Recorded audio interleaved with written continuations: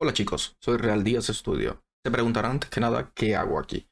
Bueno, este es el donde suelo editar mis fotos y todo eso. Y ahora estoy haciendo directos en Twitch. O voy a empezar a hacer directos en Twitch. De hecho, cuando termines de ver este video, voy a dejar un enlace abajo donde puedes entrar a ver mi directo. Algunas veces será jugando, otras veces será trabajando en Photoshop. Y nada, pensé en darle un objetivo más dinámico al canal. Y nada, soy Real Díaz Studio. Comenzamos.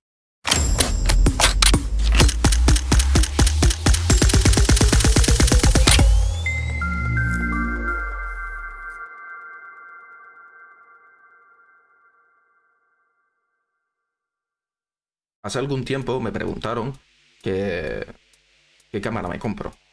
Una de las personas del curso, por cierto, Elito, si me estás viendo, hola. La pregunta que realmente me debería haber hecho no es qué cámara me compro, sino qué tipo de sensor necesito. El problema es que todas las cámaras no son iguales. Y evidentemente en eso influye mucho también el sensor de la cámara. Al final es algo que realmente importa mucho. Según el tamaño del sensor, es la sensibilidad que tiene el sensor a la luz. Es decir, cuando más grande sea ese sensor, al final, más sensibilidad va a tener a la luz para los distintos tipos de situaciones que nos podemos encontrar. Como por ejemplo, interiores. ¿Qué sucede? Sí, el más grande es el más caro, ¿cierto? Pero, en este caso, no todo lo grande es bueno. Depende del tipo de fotografía que quieras hacer. Cuando hablamos de fotografía, los lentes se miden sencillamente en milímetros. Es decir, las distancias focales se miden en milímetros. A más milímetros, más distancia focal abarca. Es decir, si yo le hago una foto a una modelo, voy a necesitar mucho menos distancia entre yo y la modelo si tengo un 50 milímetros así tengo un 200 milímetros. Por eso, en los lugares en interiores siempre se usan objetivos más bajos. ¿Qué sucede? Cuando hablamos de retrato, el retrato debería ser a partir de 50 para arriba. Entonces podemos ver en este esquema de que dependiendo del tipo de cámara vas a tener un factor de multiplicación según el tipo de sensor que tenga. Las full frame son las cámaras normales, vamos a decir así, de formato completo. No tienen factor de recorte, porque por eso son formato completo. Pero cuando pasamos a PCC, a micro 4 tercios, tienen un factor de recorte. ¿Es malo? No, no lo es. Eso depende del tipo de fotografía que quieras hacer. Por ejemplo, un lente de 200 milímetros vale mucho más caro que un lente de 50 milímetros. Por regla general. ¿Qué sucede? Si tú quieres hacer foto de, no sé, de insectos, entonces necesitas un lente que sea potente en cuanto a milímetros. Vamos a suponer que tienes un lente de 150 milímetros en una micro 4 tercios. Eso convertiría a ese lente en un 300 milímetros. Aquí tenemos otro esquema. Hay un retrato y hay unos cuadros que están cortados por el tipo de sensor y el tipo de tamaño. Es decir, una full frame con un objetivo igual abarca todo ese espacio que se está hecho por el color naranja. Una PCC sencillamente abarcaría lo que es la parte del color naranja, suponiendo que sea un 50 milímetros para todos los tipos de sensores. Entonces, aquí te das cuenta de que el factor de recorte sí importa. La otra cosa a tener en cuenta es que según el tipo de objetivo que nosotros utilicemos, vamos a abarcar más o menos en la imagen. Es decir, un 8 milímetros son los tipos ojos de pez, que son objetivos que abarcan muchísimo grados de visión. Entonces son los típicos objetivos que se usan en interiores de iglesias, etcétera, etcétera, donde supuestamente se ven los arcos de las fotos. Luego están los 20, los 35 milímetros, 20 milímetros, etcétera, etcétera. A mayor es el número, menos abarca. Entonces, ¿qué sucede? Tú necesitas, es como, se vuelve ya un teleobjetivo. Es decir, puedes fotografiar a la luna, etcétera, etcétera, si la cantidad de milímetros te los permite. Yo creo que para fotografiar a la luna debería ser a partir de 300 milímetros aproximadamente.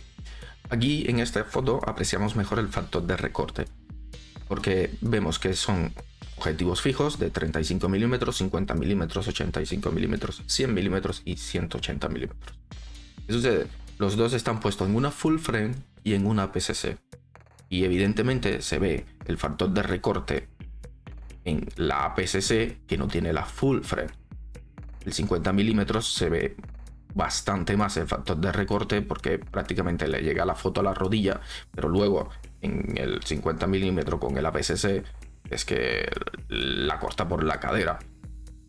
Todas estas fotos teóricamente están hechas desde la misma distancia, es decir, solamente cambiando de cámara.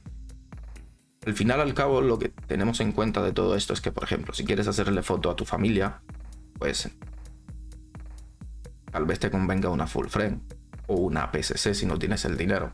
Ahora, si lo que quieres es ir al bosque a hacer tipos de fotografía o ir al zoológico o hacerle fotos a bichos en la mañana en la montaña, pues tal vez lo que necesitas es una cámara donde tengas que invertir menos en lente, menos en cámara también y comprarte una micro 4 tercios o una PCC. Por ejemplo, en esta imagen podemos ver los tipos de sensores y aún así podemos ver también los ejemplos de por tipos de cámaras que tienen esos sensores. Por ejemplo, full frame es la Nikon D700 o la Canon D5 Mark II. Y en APS-C la Canon D500 o la Nikon D40X. Al final todo esto es bastante importante a la hora de escoger una cámara y pienso que es lo más importante que tienes que tener en cuenta. En esta imagen puedes ver mucho mejor el factor de recorte que te estoy hablando. Por ejemplo, para un 50 mm en full frame no habría un factor de recorte, sería 50 mm. Pero cuando pones ese mismo objetivo en una APS-C, el factor de multiplicación es de 1,5. Es decir, se convertiría en un 75 mm aproximadamente. ¿Por qué digo aproximadamente? Porque dependiendo de la marca, el factor de recorte puede ser de 1,4, 1,5, etcétera, etcétera. En otras APS-C de Canon, por ejemplo, podría ser de 1,6 y un 50 mm se convertiría en un 80 mm. Pienso que es algo al final que es importante tener en cuenta. Sin contar las Panasonic y las Olympus, que al final serían un factor de recorte por 2, vamos, y móvil ya ni te cuento que es por 5. Teniendo todo esto en cuenta, la conclusión que llegamos es que es muy importante saber qué cámara vas a comprar y para qué tipo de fotografía lo quieres. Pues mira, que tienes pasta y lo que lo quieres es para tu familia, pues si puedes, siempre cómprate una full frame, porque podrás comprar después los objetivos que tú quieras. Pero, claro, cada cámara es un mundo. A la vez que es más grande, tiene un sensor más grande, las cámaras por general suelen ser más pesadas. Por ejemplo, si te quieres ir a la montaña, como he dicho antes, pues entonces a cazar bichitos, a hacerle fotos. Entonces realmente no necesitas una cámara muy pesada. Al contrario, necesitas una cámara de micro 4 tercios, donde el sensor es más pequeño, tiene un factor de multiplicación con un objetivo de 130 que te convierte en un 200 y que al final vas a estar gastando menos dinero y vas a tener mejores resultados. ¿Por qué? Porque el peso va a ser mucho menor y créeme, cada kilo se nota. Se nota cuando vas a hacer una sesión de fotos fuera, cuando vas a hacer cualquier tipo de fotografía que requiera un movimiento fuera de un estudio fotográfico. Al final, yo pienso que lo más importante es que sepa qué tipo de fotografía quieres hacer. De todas formas, igual me puedes dejar en los comentarios para qué quieres la cámara y dependiendo de eso, pues yo te daré mi humilde opinión de qué cámara deberías comprarte o te recomendaría alguna. Teniendo eso en cuenta, pienso que es lo más importante. Una cosa más y más que importante, súper mega importante. Tú tienes que pensar al futuro y el futuro son las cámaras sin espejos. Entonces yo te aconsejo que si tienes la posibilidad te compres una cámara sin espejo. ¿Por qué te lo digo? Cuando tú coges y compras un lente, para que actualicen el lente pasan 20 años. Pero una cámara la actualizan cada 2-3 años. Pero el mismo lente te va a servir para todas esas cámaras.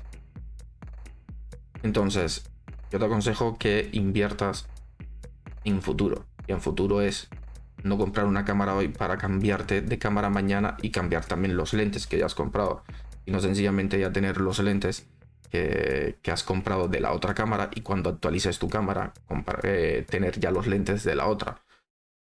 Por eso yo tomé la decisión de pasarme a Sony.